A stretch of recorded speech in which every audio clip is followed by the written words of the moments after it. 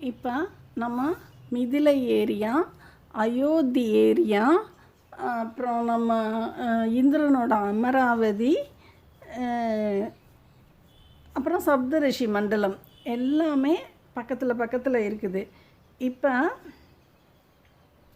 இந்த சப்தரிஷி மண்டலத்தில் இருந்த விஸ்வாமித்திரர் அயோத்தியில் சுற்றிக்கிட்டு இருந்த ராமரையும் லக்ஷ்மணரையும் தன்னோட ஈர்ப்பு விசையில் இழுத்துக்கிட்டு அவர்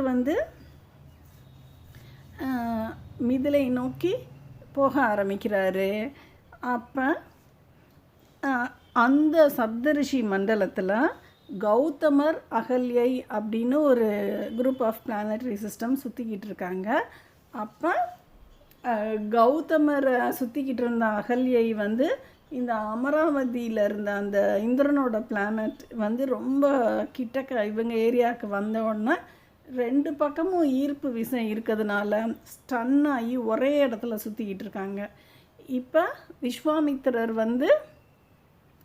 ராமரையும் லக்ஷ்மணரையும் கூட்டிகிட்டு பயங்கர ஸ்பீடில் வந்துக்கிட்டு இருக்கும்போது ராமர் லைட்டாக அந்த அகல்யை மேலே மோதின உடனே அகல்யை ஸ்டாச்சு மாதிரி ஒரே இடத்துல நின்று சுற்றிக்கிட்டு இருந்தவங்க அப்படி கௌதமரை தன்னோட எப்பையும் போல் ஆஸ் யூஷுவல் அந்த ரொட்டேஷன் பாத்தில் சுற்ற ஆரம்பிச்சிடுறாங்க.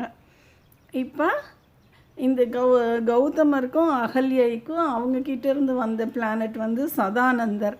அவர் மிதிலையில் இருக்கார், அந்த மிதிலை ஏரியாவில் ஜனகரோட குரூப்பில். இப்போ இவங்க விஸ்வாமித்திரர், ராமர், லக்ஷ்மணர் இவங்க போயிட்டுருக்காங்க. அந்த வழியில் போகும்போது தாடகைங்கிற மாபெரும் கிரகம் இருக்கும், அதாவது ராட்சச சைஸ் உள்ள கிரகம்.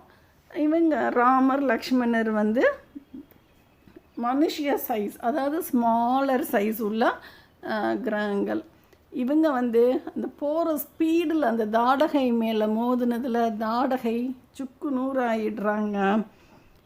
அதுக்கப்புறம் அவங்க கூட சுற்றிக்கிட்டு இருந்த சுபாகு, மாரீசன் இங்கிட்டு வேறு பக்கம் தூக்கி எறியப்பட்டுடுறாங்க. அதுக்கப்புறம் சதானந்தர் விஸ்வாமித்திரர், ராமர், லக்ஷ்மணரை அந்த மிதிலை குரூப்பில் இழுத்துடுறாரு. இழுத்த உடனே அந்த சுற்றுவட்ட பாதையில் சுற்றி அதிலிருந்து சீதையை தன்னோட குரூப்புக்கு, தன்னோட சுற்றுவட்ட பாதைக்கு ராமர் சுற்ற வச்சு அப்படியே அயோத்தி நோக்கி கூட்டிகிட்டு வந்துக்கிட்டு இருக்காங்க. வர்ற வழியில்